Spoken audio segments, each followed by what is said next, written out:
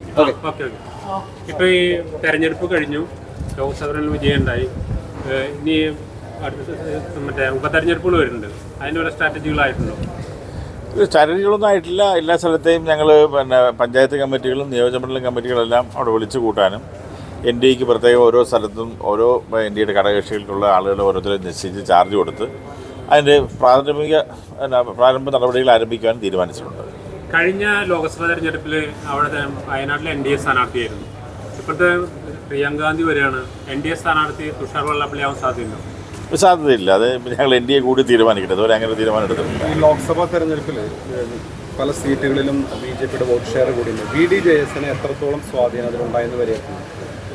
തീർച്ചയായും B D J എസിൻ്റെ വോട്ടിൻ്റെ കൂട്ടി കിട്ടിയതുകൊണ്ടാണല്ലോ ഇപ്പം എൽ ഡി എഫും യു ഡി എഫും എല്ലാം നടത്തുന്ന പ്രസ്ഥാനങ്ങളിൽ കണ്ടുകൊണ്ടിരിക്കുന്നതല്ലേ. അതിൻ്റെ ഓരോ സ്ഥലത്തുള്ള ബൂത്ത് ലെവലിൽ അതിൻ്റെ ലിസ്റ്റുകൾ എടുത്താൽ ഇപ്പോൾ എൻ ഡി എയുടെ വോട്ട് കൂടിയതിനകത്ത് ബി ഡി ജെ എസിൻ്റെ വോട്ട് വളരെയധികം ഉണ്ടെന്നുള്ള കാര്യം എൻ ഡി എക്ക് അറിയാവുന്ന കാര്യം. ആലപ്പുഴയിലും ആറ്റിങ്ങലിലൊക്കെ അത് വളരെയധികം പ്രകടമാണ്.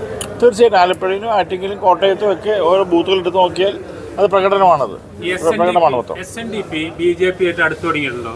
എസ് എൻ ഡി പിയെ ഇതിൽ മിക്സ് ചെയ്യേണ്ട ആവശ്യമില്ല. ബി ഡി ജെ എസിൻ്റെ പൊളിറ്റിക്കൽ പാർട്ടിയുടെ കാര്യം പറയാനാണല്ലോ നമ്മളോട് നിന്നിട്ടുള്ളത്. എസ് എൻ ഡി പിയുമായിട്ട് ഇത് മിക്സ് ചെയ്യേണ്ട കാര്യമില്ല.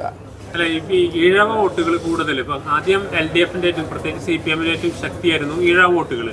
ആ ഈഴവ വോട്ടുകളിൽ ഷിഫ്റ്റ് ബി ജെ പിക്ക് അനുകൂലമായിട്ട് ഉണ്ടായിട്ടുണ്ടോ? അപ്പോൾ അത് ബി ഡി ജെ എസിലേക്ക് കൂടുതൽ ആളുകൾ വന്നിട്ടുണ്ട്. അതിനനുസരിച്ച് ഷിഫ്റ്റ് ആണെന്നുണ്ടാവും.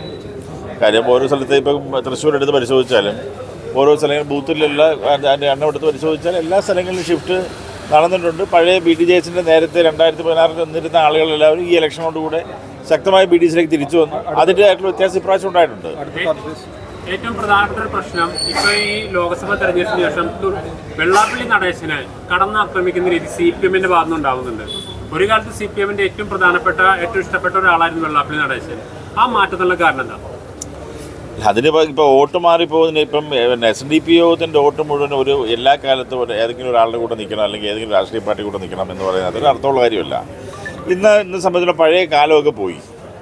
അങ്ങനെ ഒരു എന്താ പറയുന്ന ഒരു പാർട്ടി ഗ്രാമമോ അല്ലെങ്കിൽ രാഷ്ട്രീയമായി മാത്രം ജനിച്ചാൽ ഇന്നവരായിരിക്കണം എന്നൊക്കെയുള്ള ആ കാലമൊക്കെ. അച്ഛൻ ഒരു രാഷ്ട്രീയ പാർട്ടി വിശ്വസിക്കുന്നുണ്ടെങ്കിൽ മക്കൾ വേറെ രാഷ്ട്രീയ പാർട്ടി വിശ്വസിക്കുന്ന ഒരു കാലഘട്ടമാണ്.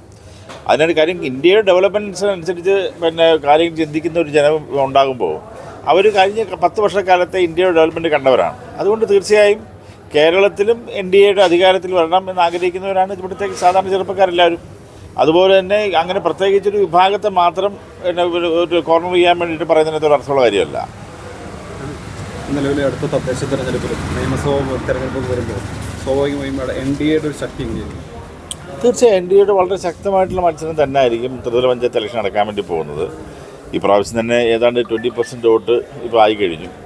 ഇനി തീർച്ചയായും അതിന് വലിയ രീതിയിലുള്ള മാറ്റം വരുന്ന ത്രിതല പഞ്ചായത്തിലും അതുപോലെ തന്നെ ഒരു കാരണം അടുത്ത നിയമസഭാ ഇലക്ഷനിലും അതിൻ്റെ ആയിട്ടുള്ള വ്യത്യാസങ്ങളുണ്ട്. കഴിഞ്ഞ പ്രാവശ്യം 2016 തന്നെ നിങ്ങൾ നോക്കിയാൽ അറിയാം, ഏതാണ്ട് ഒരു സീറ്റിൽ ജയിക്കുകയും 7ഓളം സീറ്റിൽ 2ാം സ്ഥാനത്ത് വരികയുണ്ടായത്. ആ സാഹചര്യങ്ങളൊക്കെ മാറി ഇപ്പോൾ ഏതാണ്ട് 25 സീറ്റോളം 1ാം സ്ഥാനത്താണ് ഇപ്പം നിൽക്കുന്നത്. 2ാം സ്ഥാനത്ത് നിൽക്കുന്നത് തന്നെ സീറ്റുകളുടെ എണ്ണം കൊടുത്ത് പരിശോധിച്ചാൽ വളരെയധികമാണ്. അപ്പോൾ അടുത്ത ഒരു ത്രിതല പഞ്ചായത്ത് ഇലക്ഷനിലും അതുപോലെ നിയമസഭാ ഇലക്ഷനിലൊക്കെ വലിയ മാറ്റം കേരളത്തിലുണ്ടാകും എന്നുള്ള കാര്യത്തിൽ യാതൊരു സംശയവുമില്ല. കഴിഞ്ഞ ലോക്സഭാ തെരഞ്ഞെടുപ്പ് തുഷാർ വെള്ളാപ്പള്ളിക്ക് ചില ഓഫർ തവണ താങ്കൾ പറഞ്ഞത് ഇനി ഒരു ഓഫർ വന്നാൽ വേണമെങ്കിൽ മാറി ആലോചിക്കാം. അത്ര ഓഫറുകൾ വന്നിട്ടുണ്ടോ? ഞാനിതുവരെ ഒന്നും ചോദിച്ചിട്ടില്ല. മറ്റുള്ള സംഘടനാ കാര്യങ്ങളിലാണ് കൂടുതൽ കോൺസെൻട്രേറ്റ് ചെയ്തത്. അത് വരും ദിവസം നോക്കിയിട്ട് വേണ്ട തീരുമാനം എടുക്കാം. ഓക്കെ, ശരി.